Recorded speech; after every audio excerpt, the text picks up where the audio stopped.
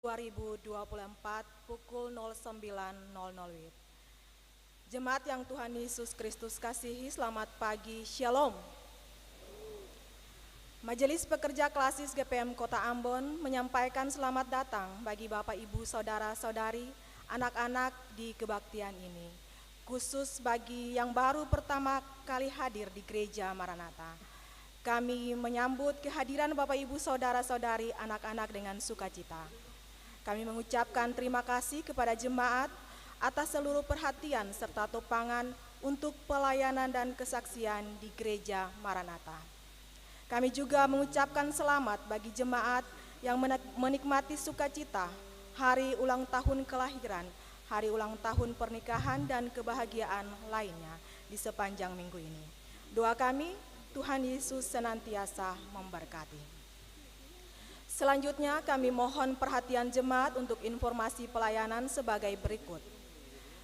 Kebaktian pemuda akan dilaksanakan pada hari ini, Minggu 11 Agustus 2024, pukul 18.00 WIB di Gereja Maranatha. Mohon kehadiran para pemuda dalam kebaktian dimaksud. Penerimaan kolekta Minggu 4 Agustus 2024 pukul 09.00 WIB sebesar Rp17.605.000. Syukur sebesar Rp2.191.000. Persepuluhan sebesar Rp1.042.000 dan sarana fisik sebesar Rp992.000. Penerimaan kolekta Minggu 4 Agustus 2024 pukul 18.00 WIB sebesar Rp6.475.000. Syukur sebesar Rp663.000, persepuluhan sebesar Rp271.000 dan sarana fisik sebesar Rp716.000. Kebaktian Minggu 11 Agustus 2024 saat ini dilayani oleh Pendeta Profesor Dr. Binsar Pakpahan, Ketua Sekolah Tinggi Filsafat Teologi Jakarta, Pendeta HKBP. Majelis Jemaat yang bertugas adalah Majelis Jemaat GPM Sion dan Majelis Jemaat GPM Pniel. Pembacaan Alkitab dari Amsal 29 ayat 1 sampai 27.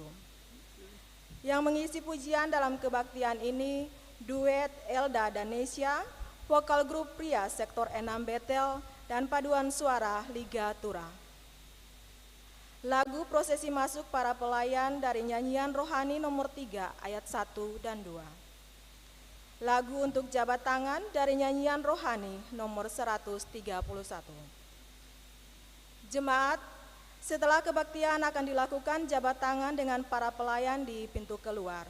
Karena itu, mohon jemaat menunggu para pelayan mengambil posisi di pintu keluar, baru jemaat menyusul.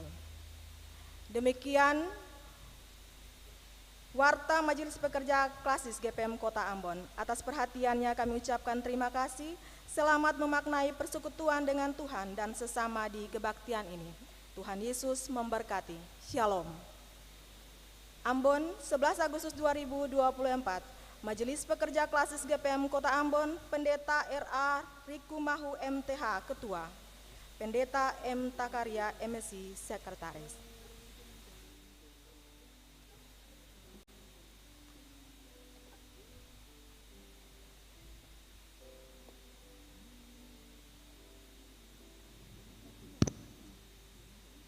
Jemaat yang diberkati Tuhan, latihlah dirimu beribadah. Latihan badani terbatas gunanya, tetapi ibadah itu berguna dalam segala hal, karena mengandung janji, baik untuk hidup ini maupun untuk hidup yang akan datang.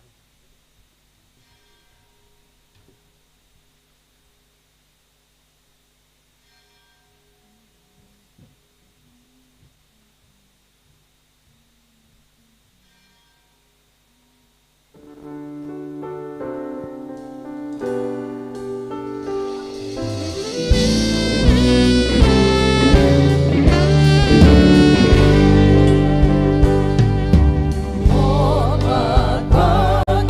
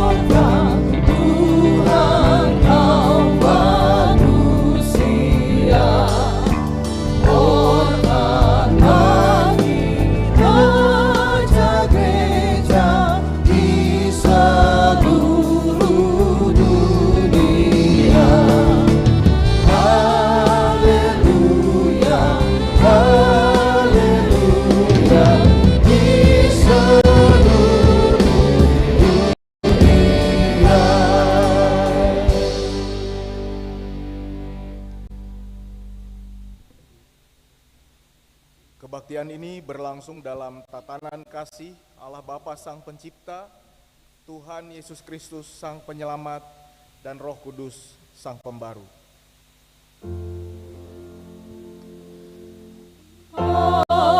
Amin. Salam sejahtera bagi jemaat.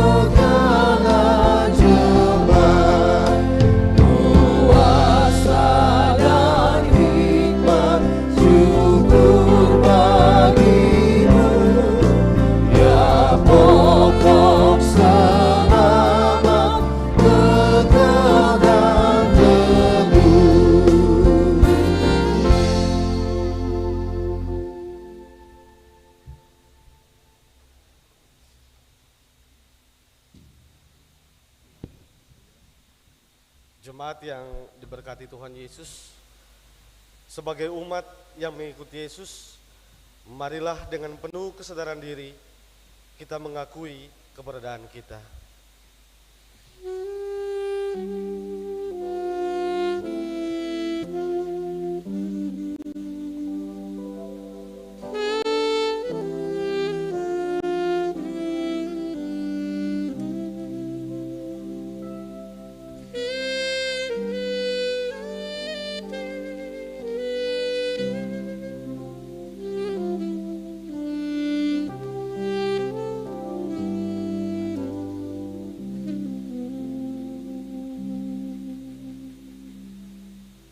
Ya Yesus, Engkau telah menebus kami, namun kami sering tidak menyadari betapa kasih-Mu yang besar dibalas dengan sikap kami yang tidak setia. Ampunilah kami Tuhan.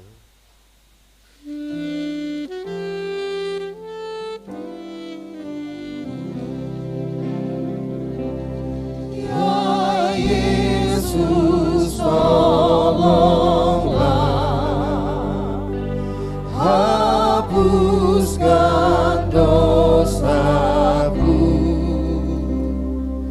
dan dari nafsu dunia lepaskan hamba-Mu.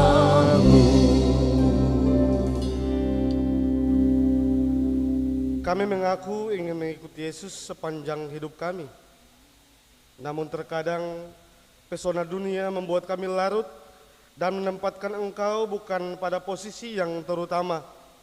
Mampukanlah kami, Tuhan, untuk menjadi abdi-Mu yang setia, menuruti teladan-Mu, dan menyalurkan cinta kasih terhadap sesama dan ciptaan-Mu yang lain.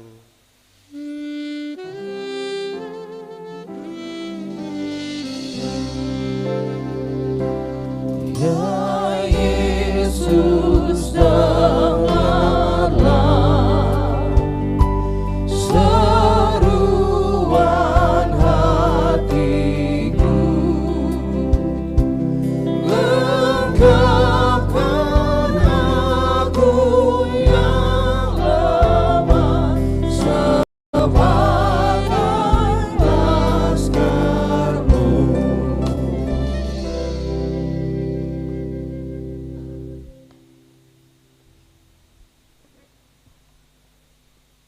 Umat yang setia di jalan Yesus. Jemaat yang dikasihi Tuhan, mengikuti Yesus berarti kita mempercayakan hidup sepenuhnya kepada Allah yang membarui dan memberikan kekuatan kepada kita untuk setia melakukan kehendak-Nya yang menyelamatkan. Firman Tuhan, tetapi orang-orang yang menanti-nantikan Tuhan mendapat kekuatan baru. Mereka seumpama Raja Wali yang naik terbang dengan kekuatan sayapnya. Mereka berlari dan tidak menjadi lesu. Mereka berjalan dan tidak menjadi lelah.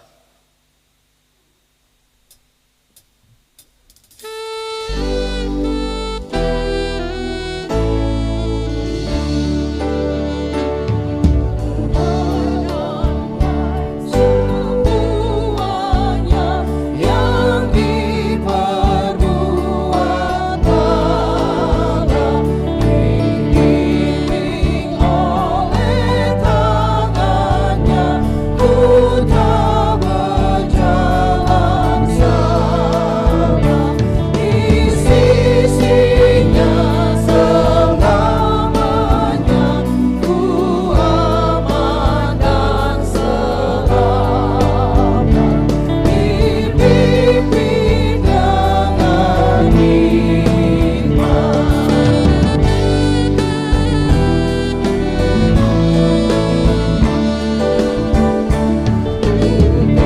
Terimalah semuanya yang diperbuat Allah, di jalan kebenarannya, ku ikut kegembala.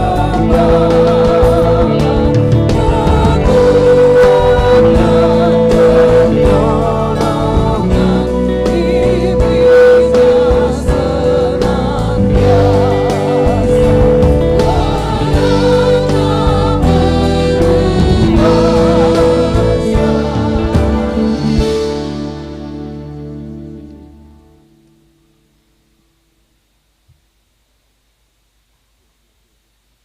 Sebelum masuk ke dalam pembacaan firman Tuhan, kita akan mendengarkan pujian duet Elda dan Nesya, Semua Karena Tuhan.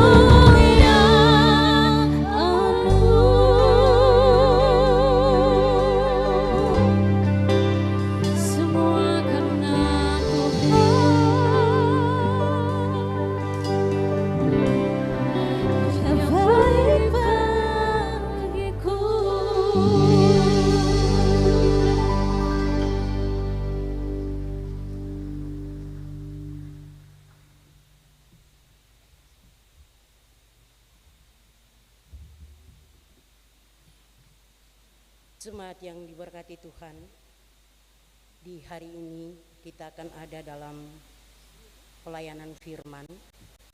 Pembacaan firman Tuhan terambil dari Amsal pasal 29 ayat 1 sampai ayatnya yang ke-27. Sebelum membaca firman Tuhan, mari kita berdoa.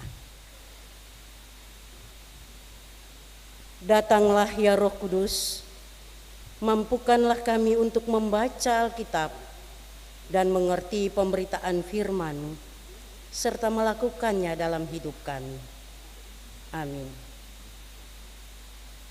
Bagian Alkitab ini akan kita baca secara bersama-sama.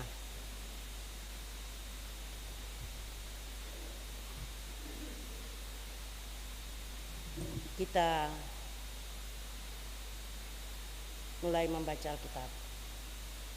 Siapa berseting leher, walaupun telah mendapat teguran, akan sekonyong-konyong diremukan tanpa dapat dipulihkan lagi. Jika orang benar bertambah, bersuka citalah rakyat. Tetapi jika orang fasik memerintah, berkeluh kesahlah rakyat. Orang yang mencintai hikmat mengembirakan ayahnya, tetapi siapa yang bergaul dengan pelacur memboroskan harta. Dengan keadilan seorang raja menegakkan negerinya, tetapi orang yang mengut banyak pajak meruntuhkannya.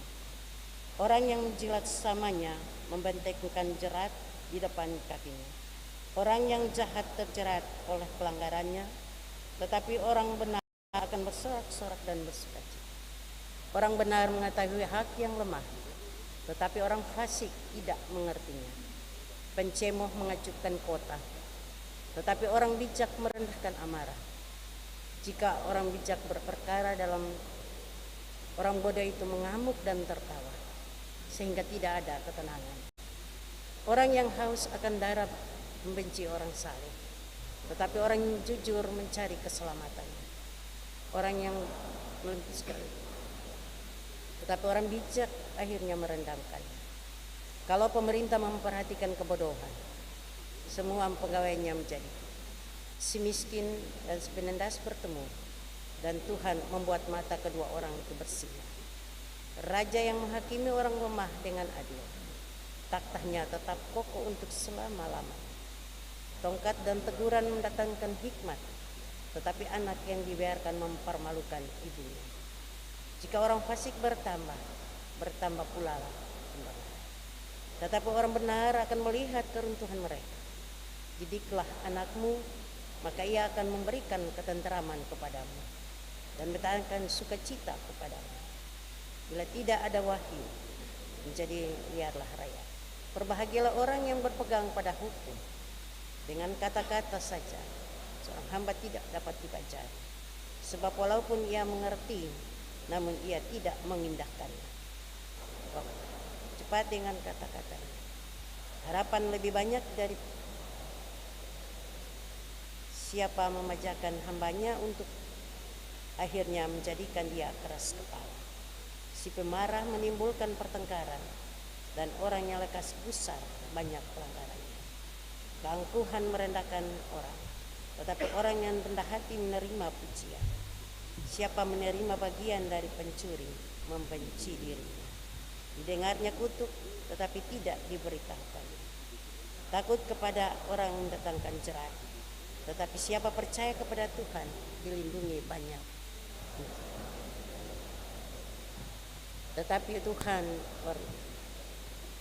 orang bodoh adalah kekejian bagi orang benar. Orang yang jujur jalannya adalah kekejian orang fasik.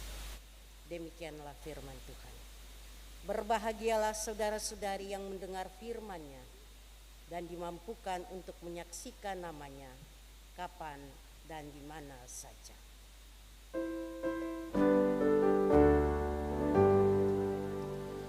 Haleluya, haleluya, haleluya.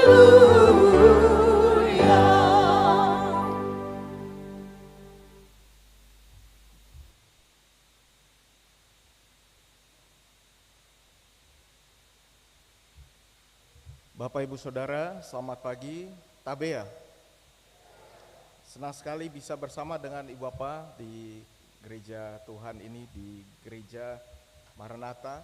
Dan hari ini dilayani para petugas kita, yang melayani adalah Majelis Jemaat Peniel dan Majelis Jemaat Sion. Sebelum memulai, izinkan saya memperkenalkan diri terlebih dahulu. Bolehkah ditampilkan slide-nya?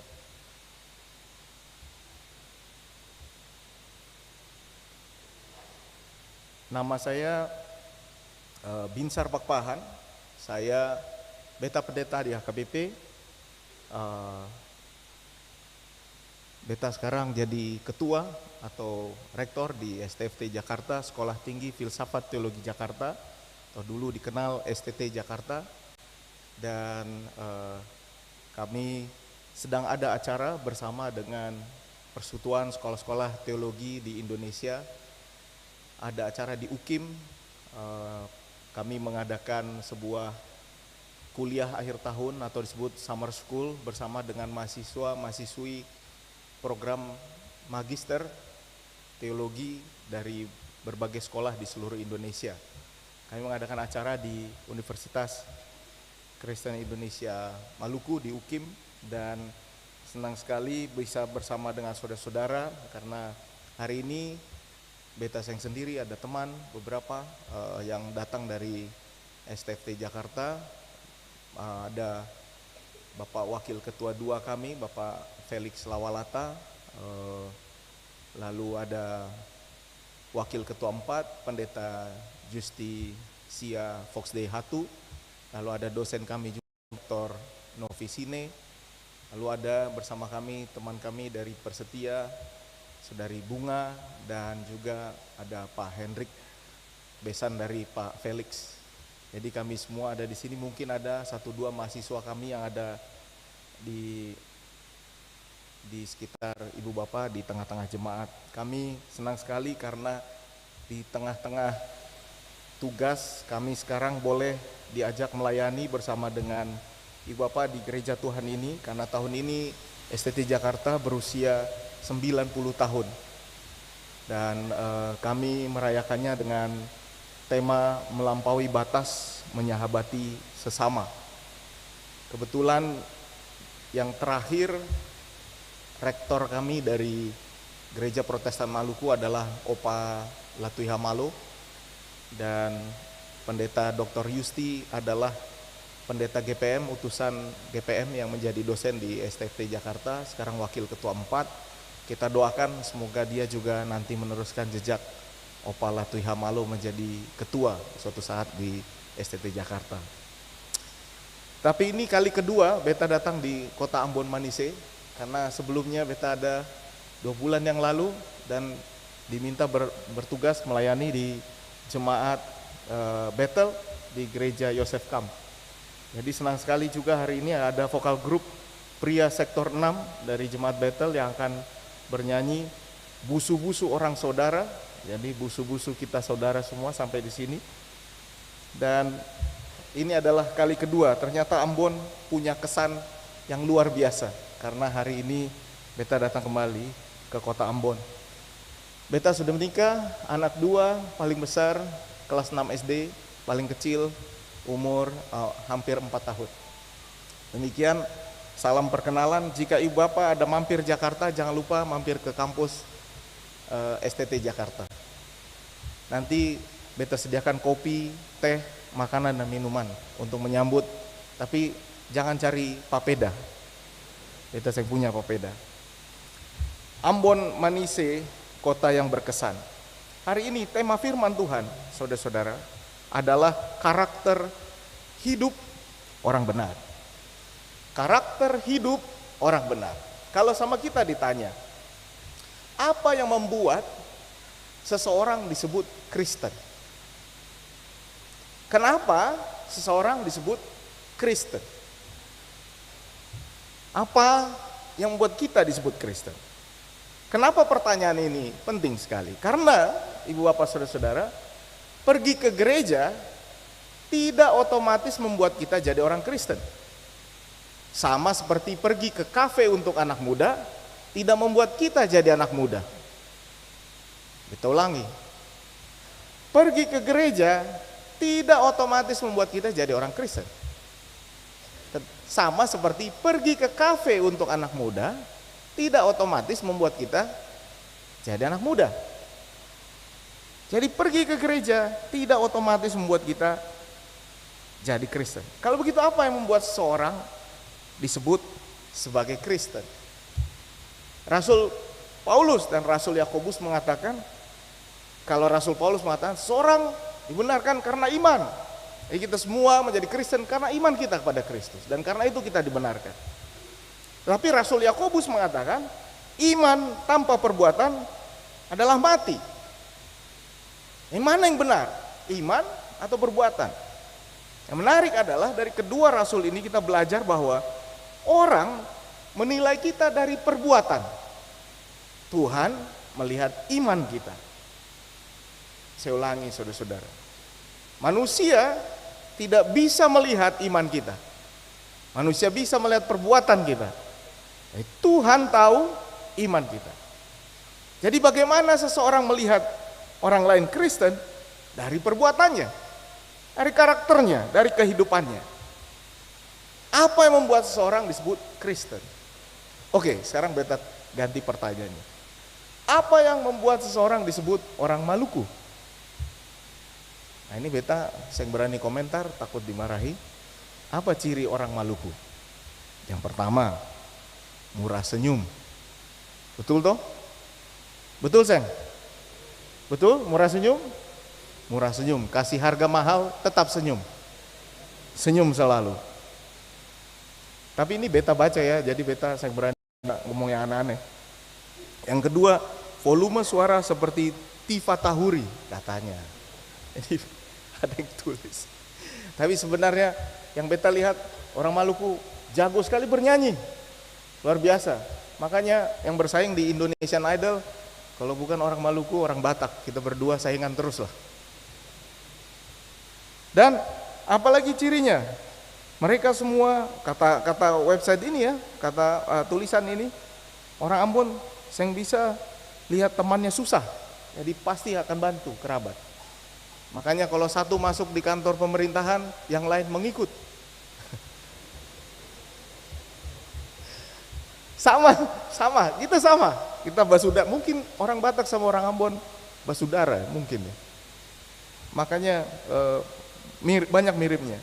Tapi beta yang berani bilang apa yang disebut dengan orang Maluku. Beta lebih berani bilang apa yang disebut orang Batak. Lebih mudah kadang-kadang mengenali orang Batak daripada orang Kristen. Mana lebih mudah kita kenali? Orang Maluku atau orang Kristen? Mana yang lebih mudah kita kenali karakternya? Karakter orang Batak apa? Coba. Beta kurang bisa mencium bau saksang di sini. Jadi apakah ada orang Batak di sini? Ada Seng? Ada toh? Kayak ada bau-bau saksang tadi di sini. Apa ciri orang Batak? Pertama, Seng bisa lihat mic nganggur. Kalau ada mic nganggur dia sudah lihat ini kok nggak ada yang nyanyi kata dia. Yang kedua, cinta keluarga ibu bapak. Kami cinta. Ibu bapak sudah pernah dapat undangan orang Batak? Undangan nikah? Sudah pernah? Sudah pernah belum? Coba lihat baik-baik nanti kalau dapat undangan. Hanya orang Batak kalau menikah ibu bapak, kalau menikah lihat undangannya, yang turut mengundang 3 halaman. Itu cuma yang turut mengundang, bukan yang diundang, yang turut mengundang 3 halaman. Salah urutan, bye-bye berantem. Apalagi ciri orang Batak? Ah ini beca. Bapak Ibu, beta keliling Indonesia, hanya di Sumatera Utara beca seperti ini. Di Ambon becanya seperti ini toh? Betul Seng? Betul. Ini ada filosofinya Ibu Bapak. Jadi filosofinya, kalau penumpang di depan, supir di belakang, apa filosofinya? Penumpang adalah raja. Penumpang adalah raja. Kita layani penumpangnya. Tapi orang Batak ini semua merasa dirinya raja. Makanya di beca pun tidak boleh di depan, semua harus di samping. Kau dan aku sama. Jadi saya ada pemimpin, semuanya pemimpin. Itu filosofinya. Dan yang terakhir adalah ya, pengadilan. Kami selalu bertemu di pengadilan, Ibu Bapak. Pengacara, jaksa, hakim, bahkan mungkin jaksa tinggi di sini, hakim pengadilan negeri, pengadilan tinggi, mungkin ada orang Batak sudah pasti. Pengacara juga. Tidak jarang yang dihukum juga kami juga. Jadi kami sering berkeluarga, bertutur di dalam pengadilan. Kau anaknya siapa? Tapi saudara-saudara, mana lebih gampang dikenali? Orang Batak atau orang Kristen? Mana lebih gampang dikenali? Orang Maluku atau orang Kristen? Kalau memang karakter kita sebagai orang Maluku atau karakter kita sebagai orang Batak lebih mudah dikenali pada karakter kita sebagai orang Kristen. Maka pertanyaannya sekarang, bagaimana orang tahu dong orang Kristen? Gimana orang tahu bahwa kita adalah orang-orang yang mencerminkan kehidupan Kristiani? Bukankah seseorang harusnya bisa mengenali iman kita dari karakter kita? Bukankah seharusnya iman dan perbuatan ada korelasi? Makanya kalau orang Maluku disebut orang Maluku, kita tahu, oh ini cirinya. Disebut orang Batak, oh ini cirinya. Tapi orang Kristen, apa cirinya? Apa ciri orang Kristen? Rajin ke gereja, karena pergi ke gereja tidak otomatis membuatmu jadi orang Kristen. Seseorang bisa terlihat memiliki atau sebagai orang Kristen dari perbuatannya, dari karakternya. Karena itu perbuatan seorang harus menunjukkan apa yang dia percayai.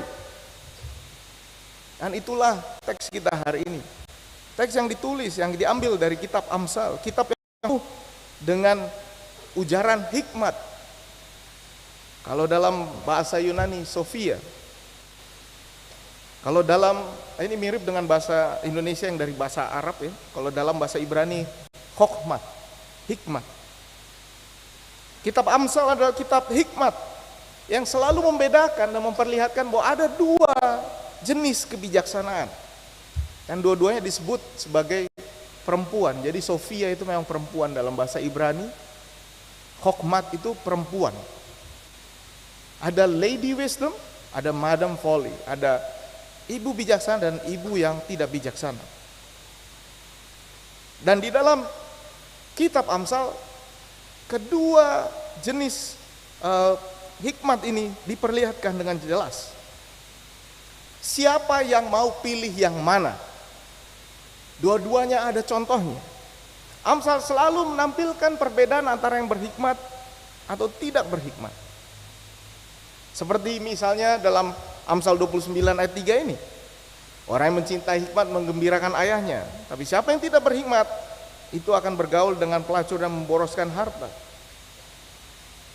Karena itu Amsal 29 panjang sekali Bapak, berisi tentang petunjuk-petunjuk hidup.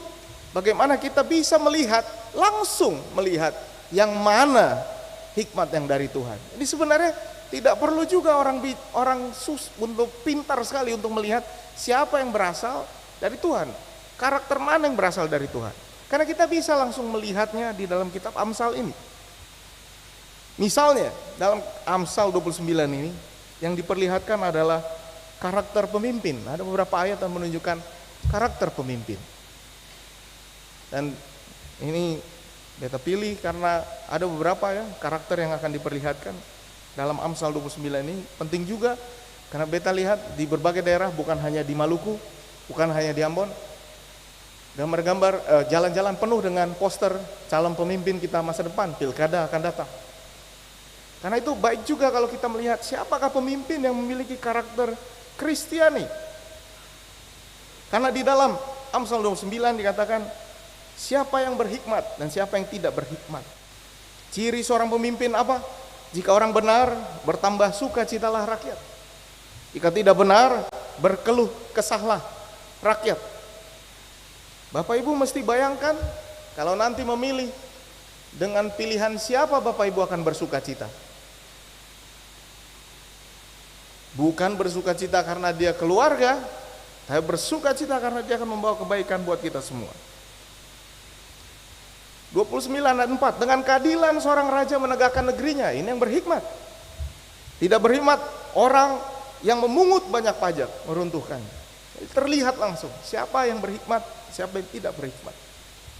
Pemimpin juga akan mengetahui hak orang lemah, tapi orang fasik tidak mengertinya. Kadang-kadang dia balik duluan. Dia balik duluan, di ayat 2, ayat 8 dikatakan pencemooh mengacaukan kota. Jadi ini yang tidak berhikmat. Tapi orang bijak meredakan amarah. Siapa pemimpin yang bijak yang meredakan amarah? Kemudian di ayat 14 dikatakan raja menghakimi orang lemah dengan adil, tahtanya tetap kokoh selama-lamanya. Orang yang adil. Tapi kalau memperhatikan kebohongan, semua pegawainya jadi orang fasik. Ini dia, Ibu Bapak.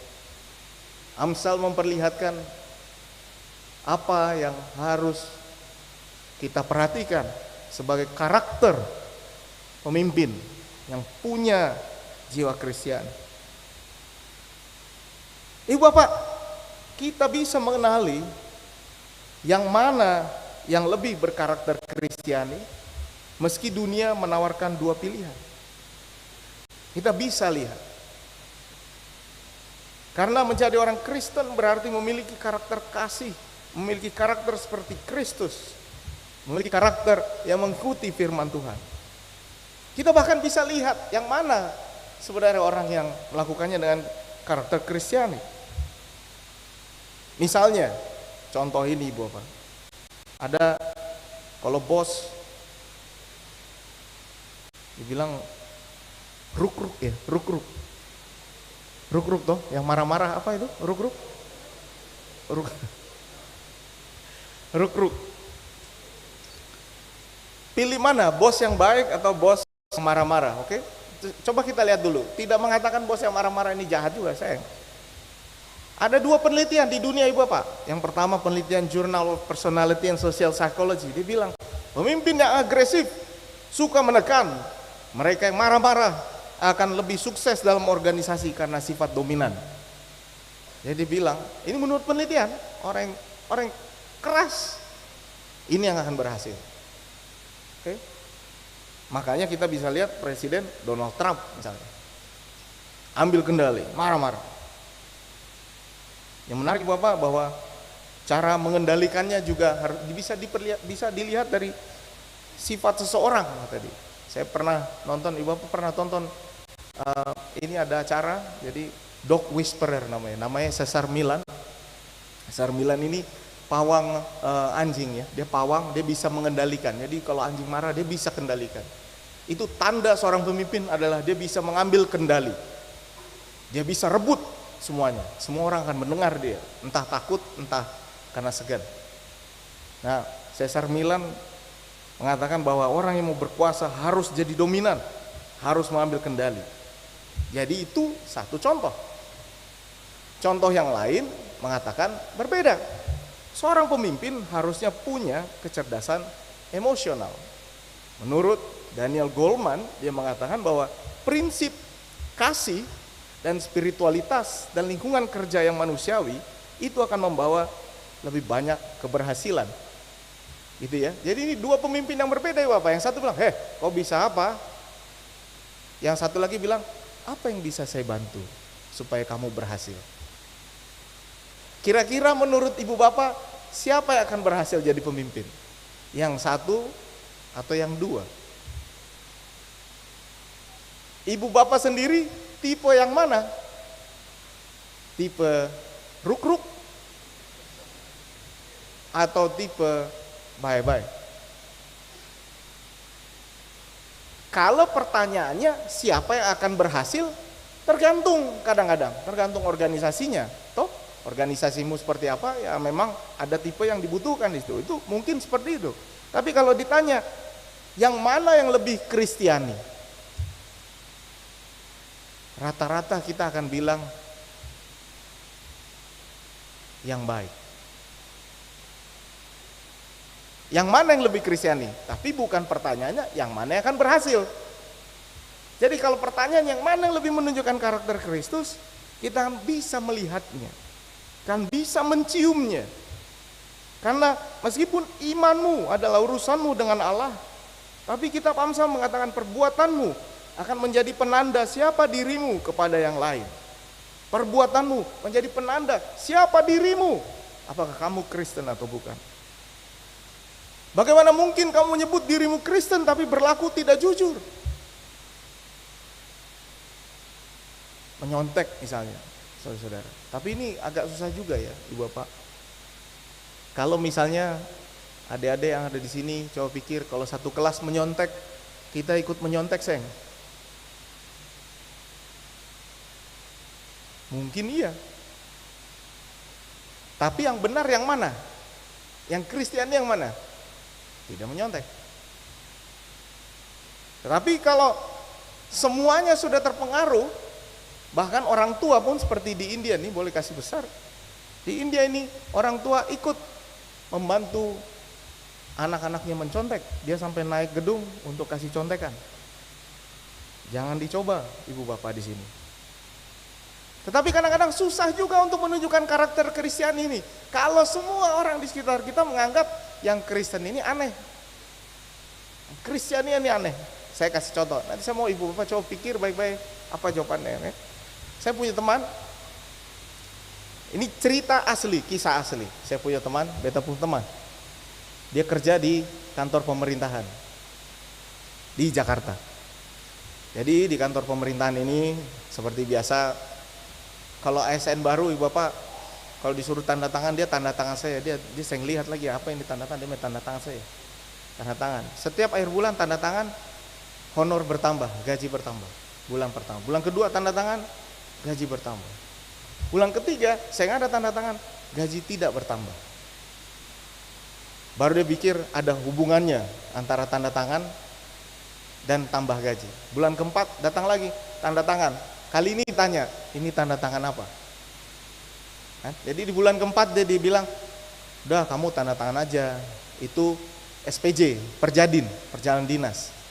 Kantor kita bikin acara di sana, kamu juga ikut. Terus dia bilang, loh tapi saya kan gak ikut acaranya, saya gak ikut dalam tim kerja. Sudah gak apa-apa, tanda tangan aja, biar selesai, dipa kita selesai, habis, biar semuanya juga berjalan dengan baik. Satu kantor tanda tangan, kata temannya. Oke? Kita mau tanya sama Ibu Bapak di sini, Gereja Maranatha, satu kantor tanda tangan. Kalau Ibu Bapak jadi dia, ikut tanda tangan saya.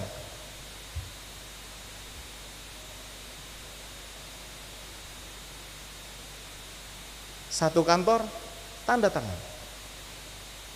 Ibu Bapak ikut tanda tangan saya. Seng? Ini ibu majelis, jawabnya Seng. Ibu Bapak jemaat, ikut tanda tangan Seng. Ini satu kantor ya. Seng? Biasanya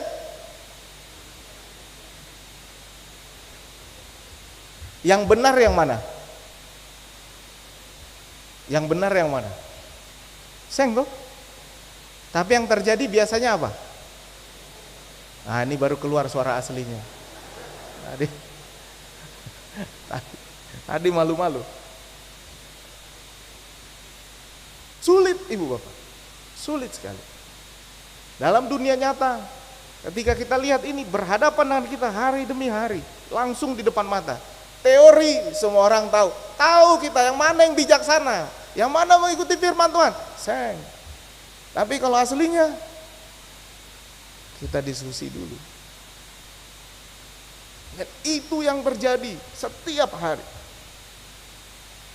Karena itu Ibu Bapak, menjadi Kristen harus menunjukkan karakter Kristen. Bagaimana kita bisa menyebut orang Kristen dan menyingkirkan orang yang berbeda paham? Bagaimana mungkin kita menyebut diri kita pelayan masyarakat yang Kristiani jika yang hanya dipikirkan adalah keuntungan diri sendiri? Karena itu Amsal memberikan nasihat langsung mengatakan, ini yang berhikmat, ini yang tidak berhikmat. Silakan pilih yang mana. Amsal memberi nasihat praktis mengenai sikap sehari-hari. Ada yang memilih hikmat dan ada yang tidak memilih hikmat. Dan Amsal mengatakan akan ada orang yang tidak memilih hikmat. Apa boleh buat? Ibu Bapak, kalau nanti dalam pemilihan ibu bapak akan pilih mana? Yang baik atau teman? Gitu dia. Sama seperti kami. Ibu bapak, kami kalau orang Batak kalau ada pemilihan, kami bikin marga sendiri toh. Misalnya sepak pahan. Marga istri. Pardede. Jadi lumayan 2 marga ikut toh, 2 fam ikut beta, lumayan 2 fam. Terus famnya mama saya ikut juga, lumayan toh. Fam mama saya kan berarti 3 fam. Terus fam mamanya istri saya, jadi 4 fam. Jadi kalau posternya nama beta, nama istri, nama ibu, dan nama mertua perempuan, 4 fam, lumayan. Karena kita akan memilih orang yang kita kenal, bukan orang yang baik. Karena itu petunjuk juga kepada kita, bukan hanya kepada pemimpin di dalam Amsal 29. Katakan rakyat juga harus mau diajari dan ditegur. Harus mau ditegur. Orang harus mau ditegur dan anak harus dididik. Didiklah anakmu maka ia akan memberikan ketentraman kepadamu dan mendatangkan sukacita kepadamu. Tongkat dan teguran mendatangkan hikmat, tapi anak yang dibiarkan mempermalukan ibunya. Bapak, ini betul sekali. Ini bukan berarti bahwa kita harus kasar pada anak saya, tapi kita harus memberi disiplin kepada anak. Kita harus tetap mengajari dia dengan kasih, tapi disiplin. Kita harus ajari dia, ibu bapak. Dan ini betul-betul harus kita ingat, ibu bapak. Didiklah anakmu. Sama, siapa yang memanjakan hamba sejak muda akan menjadikan dia keras kepala. Makanya didiklah anakmu. Ibu bapak, ini juga salah satu pelajaran yang saya pelajari dari beberapa kasus yang kami hadapi sekarang di Sumatera. Ibu bapak, sekarang kami punya banyak kasus gereja. Jadi gereja yang sudah lama berdiri di situ. Kemudian ada mungkin keturunan, biasanya keturunan ketiga, keempat, yang kemudian meminta kembali tanah itu dari gereja. Sehingga sekarang penting sekali untuk membuat gedung pencatatan sertifikat tanah milik gereja, itu penting sekali. Nah, apa yang terjadi Bapak? Kami bisa bayangkan dan kami bisa selidiki apa yang terjadi di generasi ketiga dan keempat. Dan ini teorinya Ibu Bapak, ini bisa betul, bisa salah. Teorinya adalah, ini saya belajar dari orang Tionghoa ya Ibu Bapak. Jadi dia dulu ada orang yang mengajari saya, dia bilang seperti, Pak Binsar, kalau generasi pertama sibuk begini, nah ini tahu ya, artinya bekerja. Generasi pertama sibuk begini, generasi kedua sibuk begini, tahu artinya? Foya-foya. Generasi ketiga sibuk begini, minta-minta. Itu pepatah Tionghoa yang selalu saya ingat. Saya sudah lupa, beta lupa apa dulu dia bilang bahasanya, tapi kira-kira artinya itu. Generasi pertama sibuk begini sehingga lupa memperhatikan generasi kedua toh. Yang penting kasih uang saja. Generasi kedua sibuk begini. Generasi ketiga lah yang begini, dan generasi ketiga dan keempat inilah yang meminta kembali tanah gereja ini. Rata-rata begitu Ibu. Nah karena itu Ibu Bapak, betul-betul ajarilah disiplin kepada anakmu. Anak-anak, kalau kamu diberi disiplin oleh orang tua, jangan membenci orang tuamu. Karena memang itu yang harus dilakukan, itu tugas kami. Tapi bukan mengasari Ibu Bapak, bukan kasar, tapi memberi disiplin.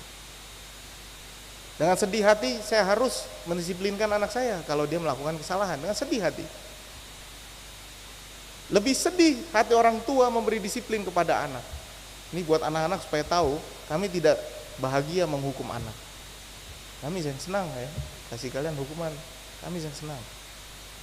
Tapi harus dilakukan, karena kalau tidak kalian akan memahami bahwa semuanya itu longgar, saya ada aturan lagi. Harus diberikan disiplin. Dan karena itu juga di dalam kitab Amsal ini diperlihatkan bahwa memang hukum harus ditegakkan, aturan harus ditegakkan, pemerintahnya harus benar, hukumnya harus ditegakkan. Nah, kita diingatkan kembali oleh kitab Yakobus, apa gunanya saudara-saudara jika seorang mengatakan saya punya iman, padahal dia tidak punya perbuatan. Karakter Kristianimu harus terlihat dari perbuatanmu. Jangan ada yang keluar dari gereja ini lalu bertengkar di luar sana, padahal baru keluar dari gereja. Dan bahkan di dalam kitab Yakobus diperlihatkan contoh praktis, dan seseorang yang mengatakan dirinya Kristen, memperlihatkan karakter Kristen, biasanya terlihat dalam perbuatan sehari-hari. Kalau ada orang yang punya makanan, yang punya pakaian, dikasih makan, bantu dia. Itu karakter Kristiani. Nah, karena itu ibu bapak, dimanapun ibu bapak bekerja, melayani, berada, sekolah, apapun yang ibu bapak kerjakan, coba lihat dan pikir baik-baik. Karakter apa yang kita perlihatkan? Siapa yang lebih terlihat dari diri kita? Apakah orang lebih melihat saya Binsar sebagai orang Batak, atau Binsar sebagai orang Kristen? Apakah orang lain sedang menilai saya sebagai orang yang menunjukkan karakter Kristiani dalam hidup saya, sebagai pedagang, sebagai pegawai pemerintah, sebagai guru, sebagai mahasiswa, sebagai pelajar, sebagai petani, bahkan sebagai pendeta dan majelis? Apa yang sedang kita perlihatkan? Karena itu firman Tuhan hari ini mengajari kita untuk selalu memilih dan menunjukkan bahwa karakter hidup orang benar terlihat dari buah perbuatan. Kita tahu apa yang benar, kita tahu apa yang berhikmat. Lain kali kalau ada dalam pilihan ibu bapak, pilihlah apa yang Tuhan inginkan dari hidup kita, betapapun sulitnya. Amin.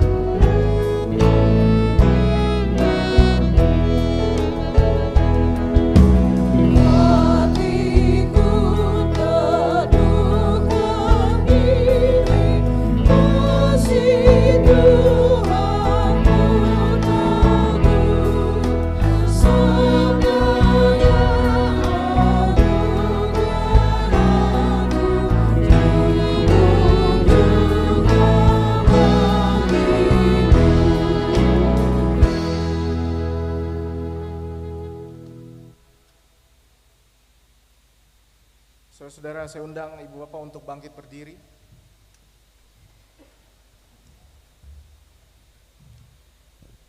Bersama dengan semua orang Kristen di seluruh dunia dan di sepanjang sejarah ini, kita mengaku iman dengan menggunakan rumusan pengakuan iman rasuli dengan berkata, aku percaya kepada Allah, Bapa yang Maha Kuasa, Khalik langit dan bumi, dan pada Yesus Kristus,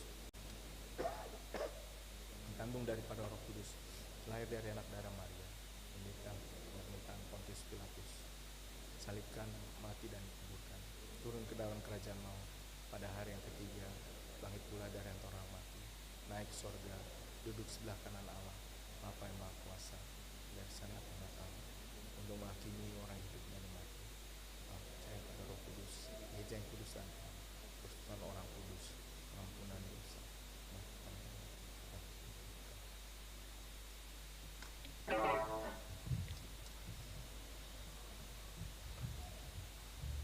Kita mendengarkan pujian dari vokal grup pria sektor 6 Jemaat Betel, Busu-Busu Orang Saudara.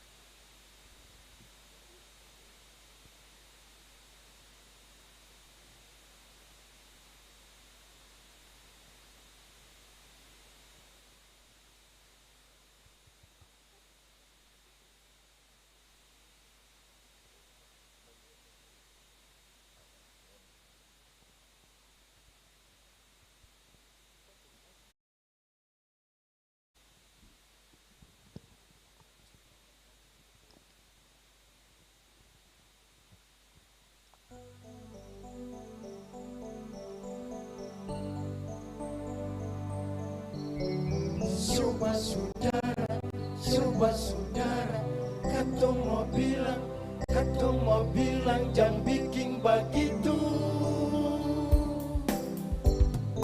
Karena itu suka marah-marah, lalu buang muka dari saudara. Biar busuk-busuk katong orang saudara, lain bisa lihat lain. Kalau satu susah, lain bantu lain. Itu yang harus katong lakukan. Pasti Tuhan memberkati akan kehidupan ini. Mari katong bersyukur pada Tuhan, karena semua yang Tuhan buat baik.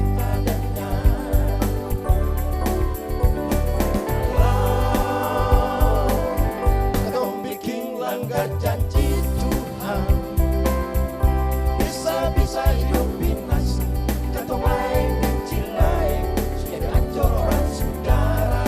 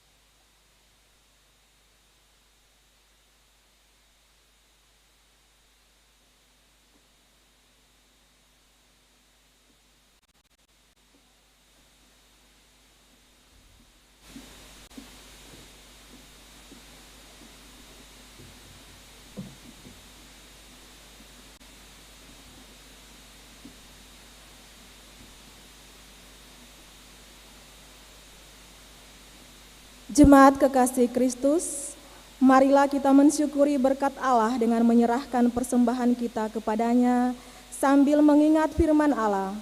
Sebab daripada mula segala-galanya dan dari tangan-Mu sendirilah persembahan yang kami berikan kepadamu.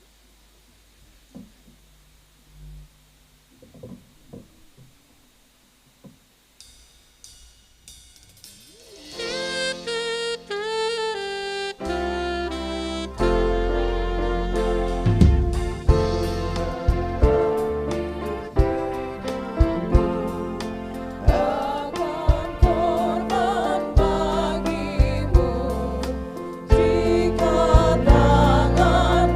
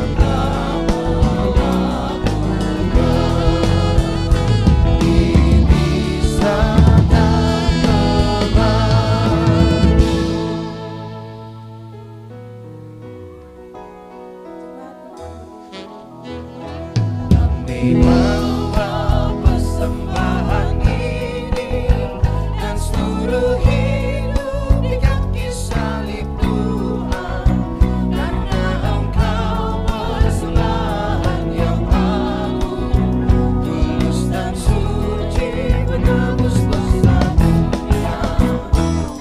Terimalah Tuhan hidup kami, terimalah Tuhan cinta kami, terimalah persembahan kami bagi pelayanan-Mu hidupnya.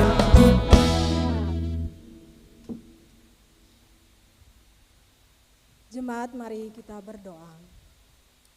Di hadapan mesbah-Mu ya Bapa, kami umat-Mu boleh datang membawa persembahan-persembahan syukur kami, perpuluhan-perpuluhan kami yang kami terima daripada-Mu. Terimalah ya Tuhan untuk menjadi berkat bagi pelayanan-Mu di tengah-tengah umat-Mu Bapa. Bapa di sorga, dan ajarlah kami juga untuk mempersembahkan diri kami sebagai persembahan yang hidup yang berkenan bagi Engkau. Dalam nama Tuhan Yesus Kristus, kami berdoa kepada Allah Bapa di sorga. Amin. Jemaat silakan duduk kembali.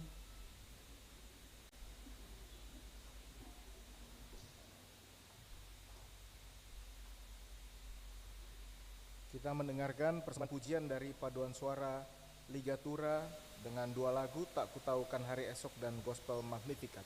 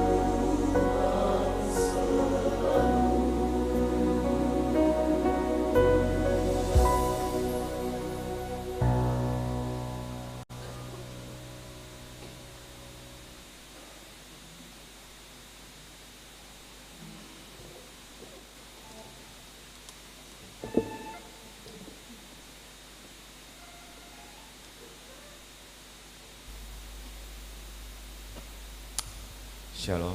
Lagu berikutnya yang akan kami bawakan dari Padang Suara Ligatura berjudul Gospel Magnificat yang berarti terdapat di Lukas 1 ayat 46 sampai 55 di tentang nyanyian pujiannya Maria, di mana di situ Maria menyatakan bahwa dia bersukacita dan bergembira untuk menyatakan bahwa Yesus adalah Tuhan dan Juru Selamat. Semoga kita sebagai umat yang percaya juga tetap bergembira dan bersukacita untuk menyatakan bahwa Tuhan Yesus adalah Tuhan dan Juru Selamat.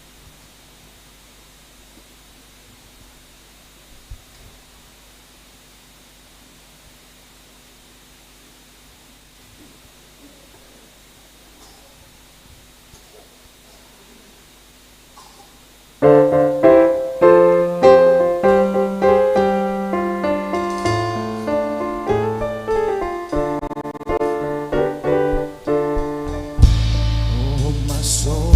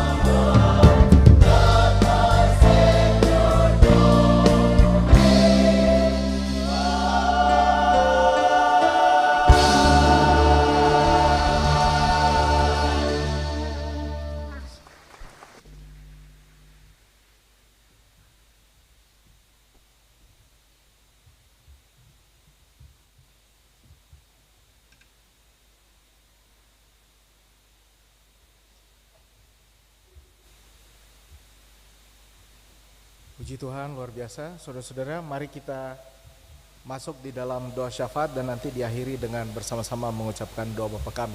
Mari kita berdoa.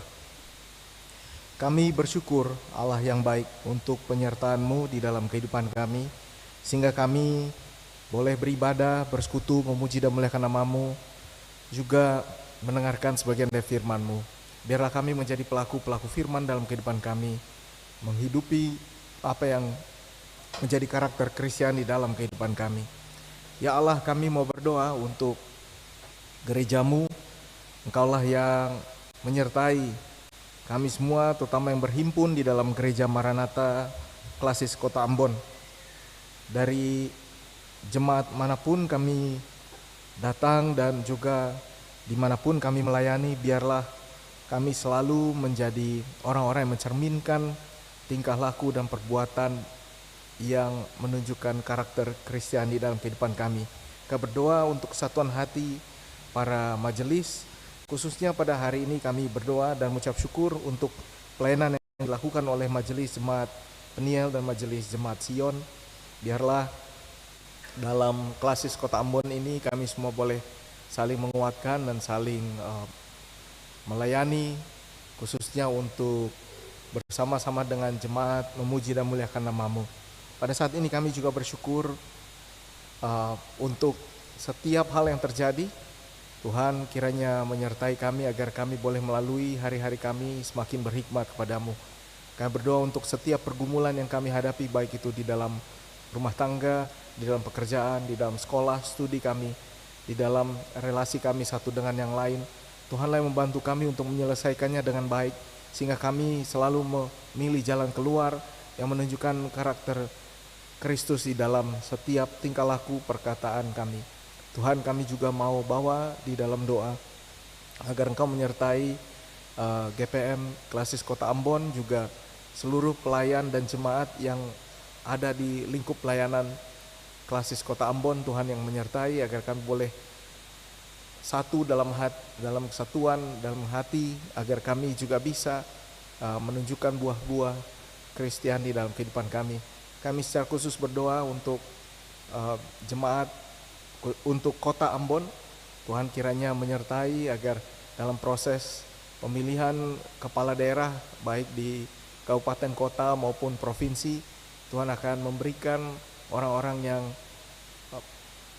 punya hati untuk melayani dan menyejahterakan rakyat. Tuhan, kami juga berdoa agar proses tersebut berjalan dengan baik. Tuhan, juga kami bawa dalam doa agar pemerintah daerah, baik itu kabupaten, kota maupun provinsi, memberikan pelayanan yang terbaik bagi rakyat kota dan kabupaten dan provinsi. Juga kami semua boleh merasakan kesejahteraan yang semakin baik. Tuhan, kami juga berdoa untuk berbagai pergumulan yang kami hadapi di Kota Ambon. Tuhan sertai agar permasalahan-permasalahan seperti stunting, kemiskinan, dan juga program untuk menghapus atau menghilangkan polio melalui vaksinasi boleh berjalan dengan baik. Kami juga berdoa, ya Allah, agar Engkau juga menyertai gereja untuk berpartisipasi dalam gerak langkah membawa kesejahteraan bagi umat Tuhan secara khusus di Kota Ambon maupun di Provinsi Maluku. Tuhan, kami juga membawa di dalam doa jemaat-Mu yang berulang tahun. Kiranya Tuhan menyertai mereka, yang telah menambahkan usia bagi kehidupan mereka, sehingga mereka juga boleh semakin bertambah dalam hikmat, semakin mendekat kepada Tuhan. Demikian juga kami berdoa secara khusus untuk mereka yang berulang tahun pernikahan. Tuhan yang menyertai sehingga mereka juga mendapatkan kekuatan, dan rumah tangga mereka selalu menjadi rumah tangga yang menjadi saluran berkat bagi yang lain. Demikian juga kami berdoa untuk mereka yang saat ini sedang berada dalam kondisi tidak baik, sedang sakit. Tuhan yang menyertai dan menguatkan, baik itu proses tindakan medis maupun masa istirahat yang mereka ambil. Biarlah segala sesuatu boleh membawa kebaikan bagi kondisi fisik mereka. Kami juga bawa dalam doa pemerintah Indonesia yang sebentar lagi akan merayakan HUT, ulang tahun kemerdekaan negara Indonesia. Tuhanlah yang menyertai pemerintah pusat hingga ke daerah, sehingga mereka boleh menjadi para wakil rakyat yang memberikan dan mengambil berbagai kebijakan untuk kesejahteraan rakyat Indonesia. Terima kasih Allah, segala doa dan permohonan ini kami sampaikan padamu di dalam nama Tuhan Yesus Kristus yang telah mengajar kami berdoa. Bapa kami yang di surga, dikuduskanlah namamu, datanglah kerajaanmu, jadilah kehendak-Mu di bumi seperti di surga. Berikanlah kami pada hari ini makanan kami yang secukupnya, dan ampunilah kami akan kesalahan kami, seperti kami juga mengampuni orang bersalah pada kami. Dan janganlah membawa kami ke dalam pencobaan, tapi lepaskanlah kami daripada yang jahat. Karena Engkau punya kerajaan dan kuasa dan kemuliaan sampai selama-lamanya. Amin.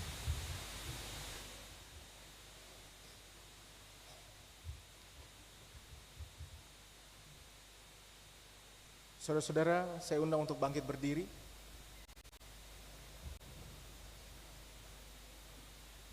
Saudara-saudara, pergilah, jalani hidupmu sehari-hari bersama kasih Tuhan. Percayakanlah seluruh hidupmu kepadanya dalam mewujudkan berbagai tanggung jawabmu.